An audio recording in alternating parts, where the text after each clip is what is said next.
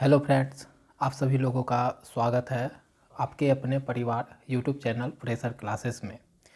तो फ्रेंड्स, आज का ये जो वीडियो सेशन है ये आपका प्रैक्टिस सेट नंबर 17 रहने वाला है साइंस का। तो जो भी बच्चे लोग बिहार डीएलएड एंट्रेंस एग्ज़ाम 2024 की तैयारी कर रहे हैं उनके लिए ये सेशन बहुत ही महत्वपूर्ण रहेगा। तो जो भी वीडियो से जुड़े हैं उनसे एक निवेदन है कि वो वीडियो के अंत तक बने रहें। चलते हैं क्वेश्चन स्टार्ट करते हैं। पानी का अधिकतम घनत्व पूछ रहा है कि पानी का अधिकतम घनत्व किस तापमान पर होता है। तो हमेशा याद रखिएगा अधिकतम घनत्व जो होता है पानी का वो किस तापमान पर अधिक होता है, तो 4 डिग्री सेल्सियस पर अधिक होता है। ठीक है, और यहाँ पर 0 डिग्री सेल्सियस भी दिया हुआ है। तो 0 डिग्री सेल्सियस के बारे में जान लेते हैं कि 0 डिग्री सेल्सियस पर पानी क्या होता है, पानी जमता है। ठीक है, और 100 डिग्री सेल्सियस भी दिया गया है। तो 100 डिग्री सेल्सियस के बारे में भी जान लेते हैं। 100 डिग्री सेल्सियस पर पानी उबलने लगता है। इतना डिग्री सेल्सियस पर क्या होता है, पानी उबलने लगता है। ठीक है, तो ये सब पॉइंट आप लोग को याद रखना है। ठीक है, तो ये इस क्वेश्चन का आंसर क्या होगा, ऑप्शन सी। आगे बढ़ते हैं। आग बुझाने में किस गैस का प्रयोग होता है। तो सबको पता होगा कि आग बुझाने में किस गैस का प्रयोग होता है, तो कार्बन डाइऑक्साइड का प्रयोग होता है, जिसे आप CO2 बोलते हैं। ठीक है ना, तो आग बुझाने में कार्बन डाइऑक्साइड गैस का प्रयोग होता है, इसलिए आग बुझाने वाले सिलेंडर में कार्बन डाइऑक्साइड गैस को भरा जाता है, क्योंकि यह गैस आग के चारों ओर सघन घेरा बना लेता है। ठीक है ना, तो ऑप्शन बी राइट हो गया। आगे बढ़ते हैं।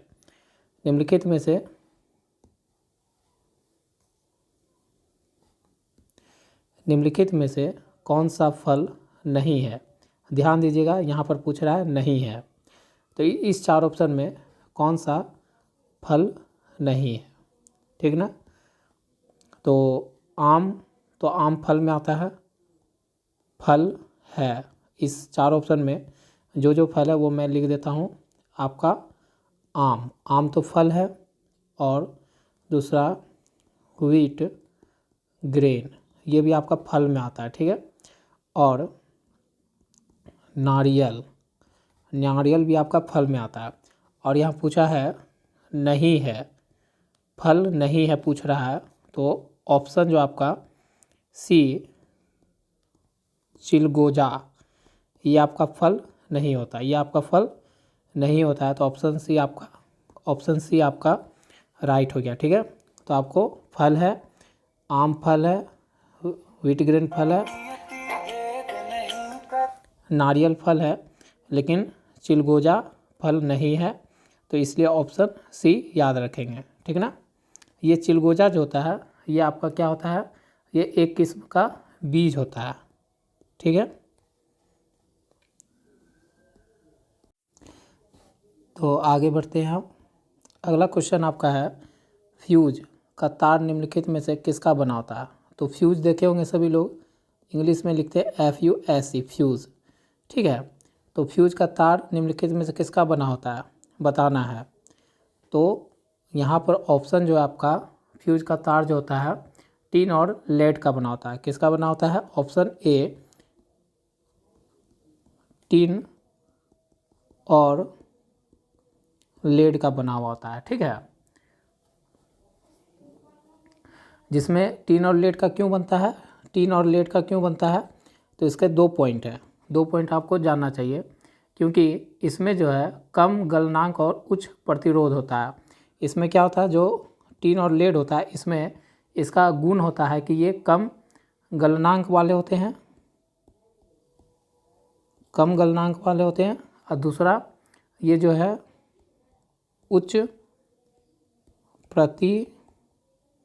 उच्च प्रतिरोध इसमें होता है। ठीक है ना।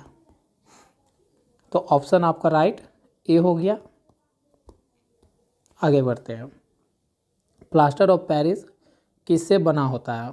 देखिए यहाँ पर प्लास्टर ऑफ पेरिस किससे बनाया जाता है ये पूछ रहा है। तो आप लोग को बताना है कि कॉपर से बनता है, लेड से बनता है, जिप्सम से बनता है या लाइम से बनता है। तो सबको पता होना चाहिए प्लास्टर ऑफ पेरिस किससे बनता है? जिप्सम से बनता है। कैसे? तो जब जिप्सम को 120 डिग्री सेल्सियस तक सावधानीपूर्वक गर्म करने के फलस्वरूप हमको क्या मिलता है? प्लास्टर ऑफ पेरिस मिलता है। जैसे जब हम क्या करते हैं जिप्सम का, तो जिप्सम का फॉर्मूला क्या होता है? CaSO4.2H2O। ये आपका होता है, बैलेंस करेंगे तो जी ये होता है जिप्सम का फॉर्मूला। ये क्या होता है? आपका जिप्सम होता है, ठीक है। अब उसमें क्या है, अगर इसको हम 120 डिग्री सेल्सियस पर हीट करेंगे, मतलब गर्म करेंगे, तो हमारा क्या निकलेगा? CaSO4.2H2O, ठीक है। अब +3H2O ये निकलता है, ठीक है। तो जब हम जिप्सम को 120 डिग्री सेल्सियस पर गर्म करेंगे तो हमारा ये प्रोडक्ट बनता है, ठीक है। इसी को हम क्या कहते हैं? ये तो वाटर हो गया, लेकिन यहाँ से लेके यहाँ तक जो है ये आपका क्या है? ये आपका प्लास्टर ऑफ पेरिस का फॉर्मूला हो गया, ठीक ना। तो आप लोग को सब याद रखना है ये सब। तो आपका ऑप्शन सी राइट हो गया। किससे प्लास्टर ऑफ पेरिस बनता है? तो जिप्सम से बनता है। आगे बढ़िए। बर्फ के साथ नमक को मिलाने पर इसके गलनांक पर क्या प्रभाव पड़ता है? हम क्या किए, मान लीजिए बर्फ़ लिए और उसमें हम क्या मिला दिए?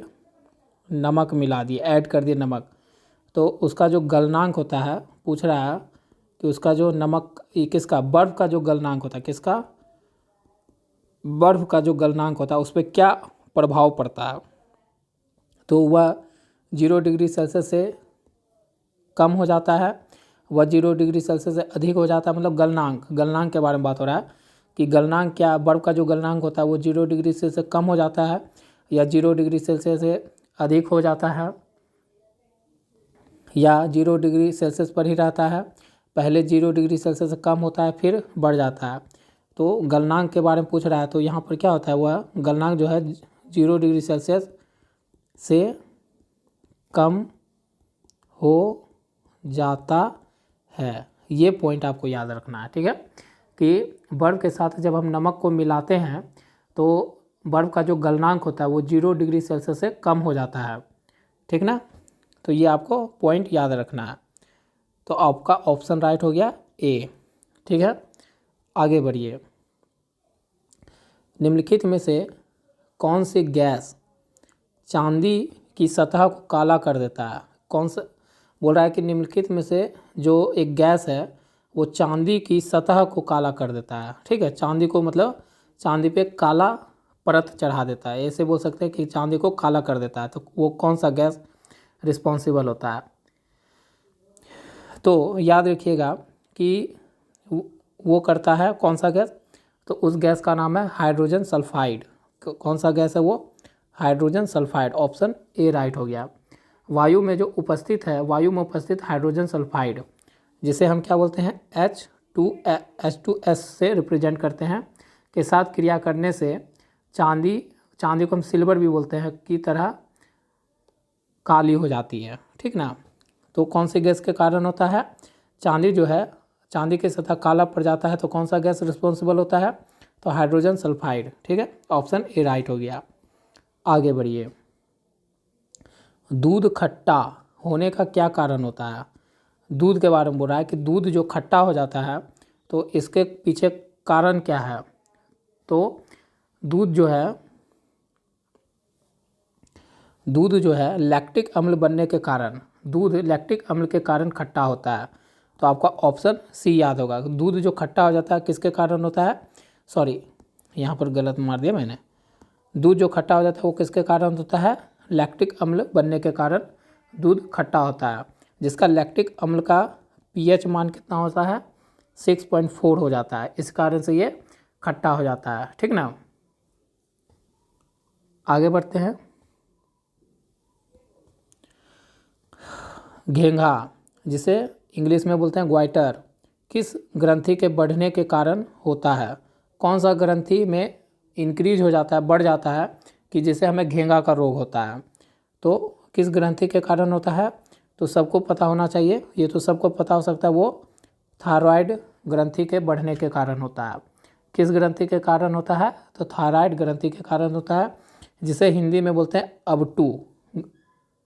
इंग्लिश में थायराइड बोलते हैं, हिंदी में बोलते हैं अबटू ग्रंथि। तो ये सबको याद रखना चाहिए कि घेंघा रोग, जिसे ग्वाइटर भी बोलते हैं, वो थायराइड ग्रंथि के बढ़ने के कारण होता है। यह शरीर में आयोडीन की कमी उत्पन्न होने से होता है। अच्छा, ये जो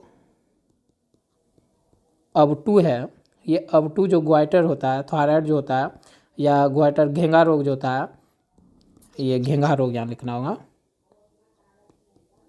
ये जो घेंघा रोग है, ये किसके कमी के कारण होता है? तो यह शरीर में आयोडीन, ये शरीर में आयोडीन की कमी उत्पन्न होने के कारण होता है। ठीक है, तो आपका ऑप्शन ए राइट हो जाएगा। आगे बढ़ते हैं। एस्प्रिन का रासायनिक नाम क्या है? एस्प्रिन का रासायनिक नाम क्या है? तो एस्प्रिन का रासायनिक नाम है एसिटाइल सैलिसिलिक अम्ल। एसिटाइल सैलिसिलिक अम्ल, ऑप्शन डी राइट हो जाएगा। एस्प्रिन का रासायनिक नाम मतलब इंग्लिश में बोलेंगे तो केमिकल नेम पूछ रहा है आपसे कि केमिकल नेम क्या होता है एस्प्रिन का? तो एसिटाइल सैलिसिलिक अम्ल। इसका फॉर्मूला अगर कभी आ जाएगा तो वो भी मैं लिख देता हूँ, लिख लीजिए। CH3COO6H4COOH, ये फॉर्मूला होता है एसिटाइल सैलिसिलिक अम्ल का। आगे बढ़िए। आतिशबाजी में हरा रंग निम्नलिखित में से किसकी उपस्थिति के कारण होता है? आतिशबाजी में हरा रंग निम्नलिखित में से किसकी उपस्थिति के कारण होता है? तो हमेशा याद रखना वो बेरियम के कारण होता है। किसके कारण होता है हरा रंग? बेरियम के कारण होता है। आतिशबाजी में हरा रंग बेरियम के कारण होता है। ठीक है, और ऐसे मैं एक चीज़ यहाँ पूरा लिख देता हूँ कि हरा रंग किसके कारण होता है। ये तो आपका इस क्वेश्चन का सवाल ही है, तो वो होता है बेरियम के कारण। ठीक है, और लाल रंग किसके कारण होता है? तो वो होता है स्टार्सियम के कारण। किसके कारण? स्टार्सियम के कारण। ठीक है, और दूसरा नोट पॉइंट लिख लीजिए, तीसरा, सफ़ेद रंग किसके कारण होता है? सफ़ेद रंग होता है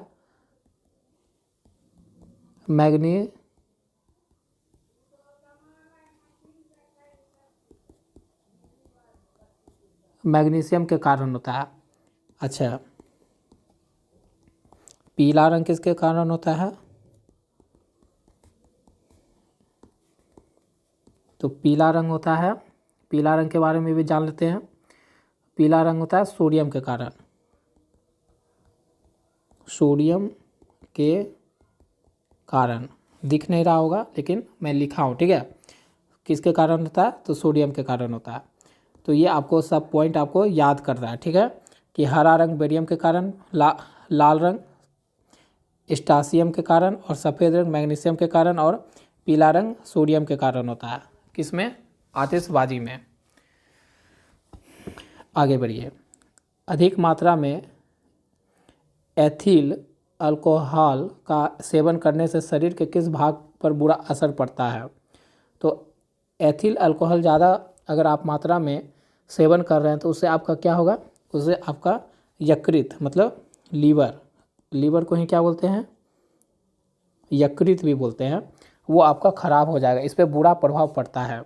अधिक मात्रा में एथिल अल्कोहल का सेवन करने पर शरीर में यकृत मतलब लीवर जिसे बोलते हैं पर बुरा प्रभाव पड़ता है। तो ऑप्शन बी आपका राइट आंसर हो गया। आगे बढ़िए। प्रिज्म के लिए अधिकतम विचलन कोण किस रंग की किरण से होगा? प्रिज्म के लिए अधिकतम विचलन कोण किस रंग की किरण से होगा? तो हम लोग जानते हैं कि एक प्रिज्म होता है, उस पर अगर हम सफ़ेद प्रकाश डालते हैं तो वो कितना में टूट जाता है? हमारे 7 कलर में डिवाइड होता है। 1 2 3 4 5 6 7 कलर में डिवाइड होता है। सबसे ऊपर कौन होता है? रेड। नीचे कौन होता है? वायलेट। ठीक है, तो हमारा ये आपका क्या है? प्रिज्म है। तो जब प्रिज्म से एक सफ़ेद वाइट लाइट जब टकराता है तो वो कितने कलर में डिवाइड हो जाता है? 7 कलर में डिवाइड हो जाता है। ठीक है, और उसमें से पूछ रहा है यहाँ पर कि प्रिज्म के लिए अधिकतम विचलन कोण मतलब क्या होगा?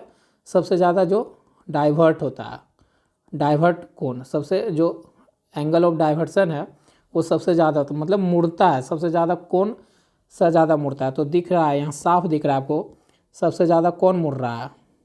सबसे ज़्यादा आपका यहाँ से टकराने के बाद वायलेट तो ही मुड़ रहा है, तो यहाँ पर कौन सा हो जाएगा? बैगनी रंग। वायलेट रंग को ही क्या बोलते हैं? बैगनी रंग बोलते हैं। तो सबसे ज़्यादा किसका विचलन होता है? सबसे ज़्यादा विचलन कोण किसका होता है? तो वायलेट का होता है। किसका होता है? सबसे ज़्यादा बैगनी रंग का होता है। ठीक है, और लाल का सबसे कम होता है। लाल का विचलन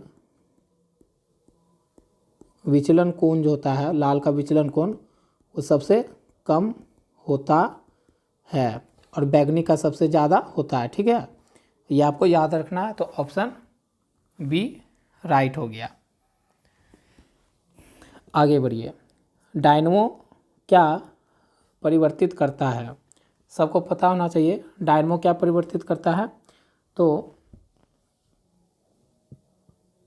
डायनमो जो है यांत्रिक ऊर्जा को विद्युत ऊर्जा में परिवर्तित करता है। तो यांत्रिक ऊर्जा को विद्युत ऊर्जा में परिवर्तित करता है, तो ऑप्शन डी याद रखिएगा। ठीक ना, चलिए आगे बढ़ते हैं। चौराहे पर मुड़ते समय साइकिल सवार पर केंद्र की ओर से कौन सा बल लगता है? मान लीजिए चौराहा है, ये मान लीजिए ये आपका, मैं कोशिश करता हूँ,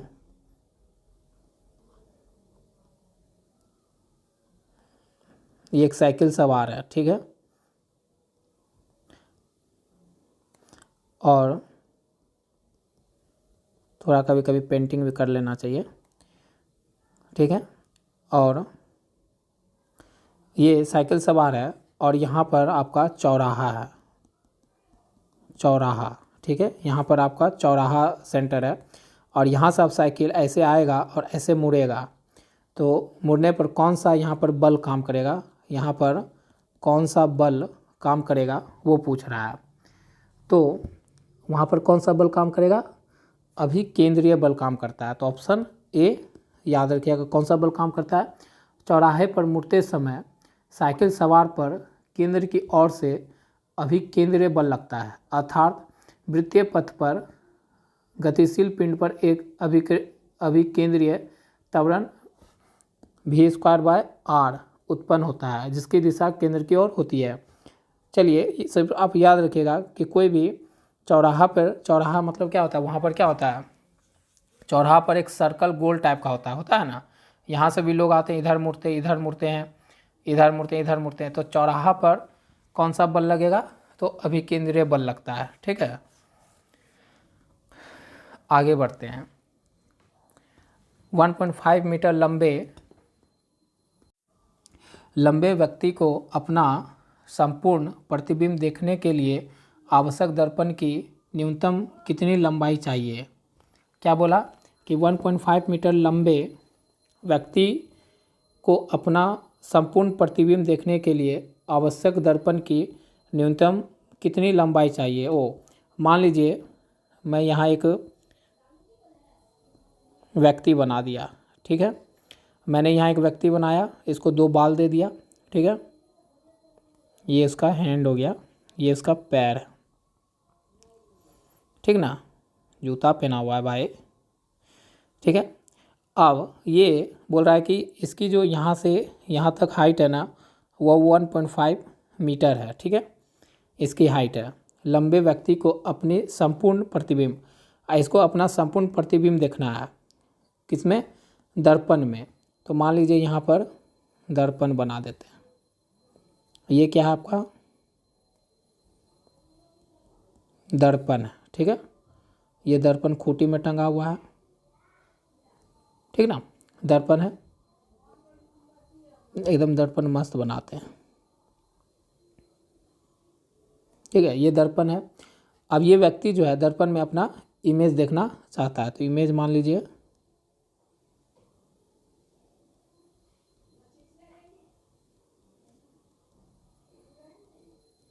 ये इमेज देखना चाहता है अपना पूरा। तो प्रतिबिंब देखने के लिए आवश्यक दर्पण की न्यूनतम कितनी लंबाई होनी चाहिए।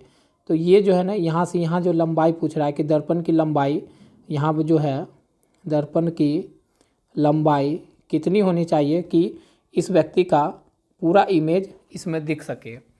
तो याद रखिएगा, पूरा इमेज देखने के लिए जो लंबाई होगा दर्पण का, वो उसका आधा होना चाहिए। तो 1.5 को भाग दे देंगे किससे, 2 से, तो 0.75 मीटर। तो दर्पण का जो लंबाई होना चाहिए वो कितना होना चाहिए, 0.75 मीटर होना चाहिए। कभी भी कोई व्यक्ति अपना अगर इमेज दर्पण में देखना चाहता है तो उस दर्पण का जो लंबाई होना चाहिए उस व्यक्ति का हाइट से आधा होना चाहिए, आधा पे होना चाहिए, ठीक है। हमेशा ये बात याद रखिएगा। तो इस क्वेश्चन का आंसर क्या हो गया, ऑप्शन बी, ठीक है। अगला क्वेश्चन लेते हैं दोस्तों। अंतरिक्ष यात्रियों को आकाश किस रंग का दिखाई देता है। यहाँ बात हो रहा है कि जो अंतरिक्ष यात्री होते हैं उसको आकाश किस रंग का दिखाई देता है। तो सारे बच्चों को पता होगा कि वो किस रंग का दिखाई देता है, काले रंग का। अब काला क्यों दिखता है, ये ध्यान से सुनिए, मैं बोल रहा हूँ कि अंतरिक्ष यात्रियों को आकाश काला रंग का इसलिए दिखाई देता है वह आकाश में उस ऊंचाई पर होते हैं। कौन, जो अंतरिक्ष यात्री होते हैं आकाश में उस ऊंचाई पर होते हैं जहाँ पर क्या होता है, आपका वायुमंडल नहीं होता है। इतना ऊंचाई पर होते हैं कि वहाँ पर क्या होता है, वायुमंडल नहीं होता है। वहाँ पर क्या होता है, वायुमंडल नहीं होता है और ना ही वहाँ कोई प्रकीर्णन होता है। एक तो ये बात याद रखिएगा। दूसरा, और ना ही वहाँ कोई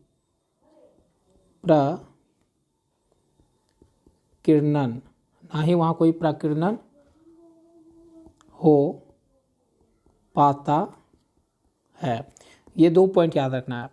क्या है कि जब अंतरिक्ष यात्री वायुमंडल के इस पोजीशन पे पहुंच जाते हैं जहाँ पर क्या होता है, ना ही वायुमंडल उपस्थित होता है और ना ही वहाँ कोई प्रकीर्णन हो पाता है, जिस कारण से अंतरिक्ष यात्री को उस ऊंचाई पर से आकाश किस रंग का दिखाता है, काले रंग का दिखाई देता है, ठीक है।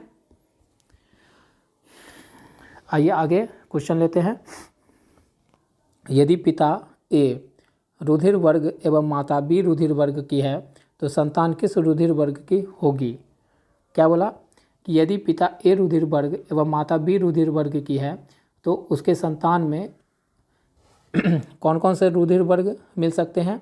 तो याद रखिएगा, जो संतान है, संतान का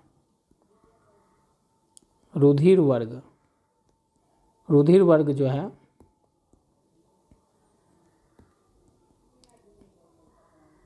जो संतान का रुधिर वर्ग है वो क्या क्या पॉसिबल है, वो पॉसिबिलिटी है कि वो ए भी हो सकती है, बी भी हो सकता है, ए बी दोनों हो सकता है, और वो ओ रुधिर वर्ग का भी हो सकता है। चारों रुधिर वर्ग उसमें पॉसिबल है। कब? जब पिता जो है ए रुधिर वर्ग का हो और माता बी रुधिर वर्ग का हो, ठीक ना।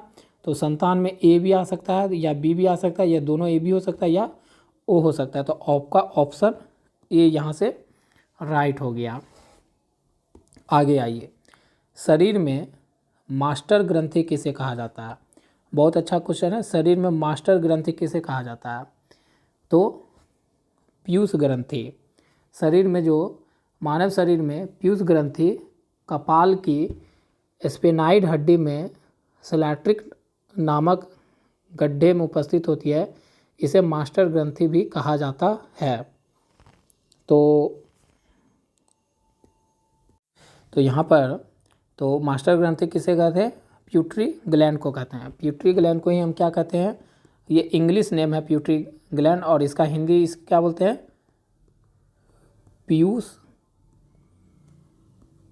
ग्रंथि, इसे बोलते हैं आप पीयूष ग्रंथि, ठीक है। इंग्लिश में बोलते हैं पिट्यूटरी ग्लैंड बोलते हैं, ठीक है। तो मानव शरीर में जो मास्टर ग्रंथि होता है उसे किस नाम जानते हैं? पीयूष ग्रंथि के नाम से जानते हैं, ठीक है। ऑप्शन ए राइट हो गया। आगे बढ़िए, ये आज का इस सेट का लास्ट क्वेश्चन है।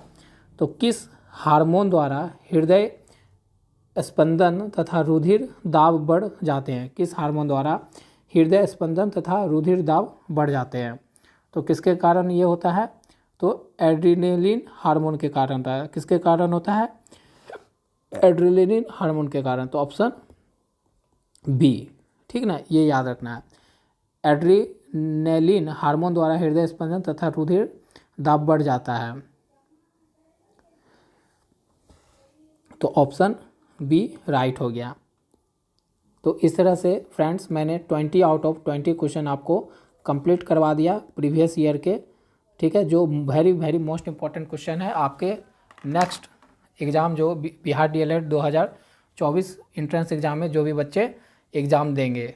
तो जो भी बच्चे अंत तक वीडियो देखे उनको धन्यवाद, और अगर आप नए हैं तो चैनल को सब्सक्राइब कर लीजिए।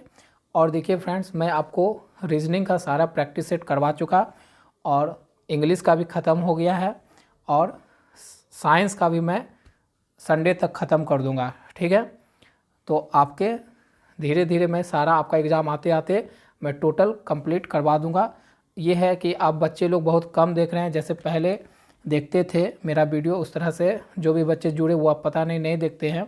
तो यही मेन कारण है कि कोई भी चीज़ में हम लोग कंटिन्यूसली नहीं बना पाते हैं। पढ़ाई एक ऐसा चीज़ है जिसमें हम कंटिन्यूटी नहीं बना पाते, इसलिए बहुत बच्चे लोग वीडियो नहीं देखते हैं। लेकिन देखिए, जागिए, इधर उधर भटकने से कोई फ़ायदा नहीं है, पढ़ लीजिए, क्योंकि कट ऑफ इस बार बहुत ज़्यादा जाएगा, देख लेना। इसलिए जो बच्चे पढ़ रहे हैं उनको धन्यवाद, आप पढ़ते रहिए। अगर आपको गवर्नमेंट कॉलेज बिहार डीएलएड में लेना है एंट्रेंस निकालने के बाद, तो आप लोग जुड़े रहिए वीडियो के साथ, आपको सारा सब्जेक्ट कोर्स कंप्लीट करवाया जाएगा। थैंक्स वीडियो देखने के लिए। आज का इतना ही, धन्यवाद।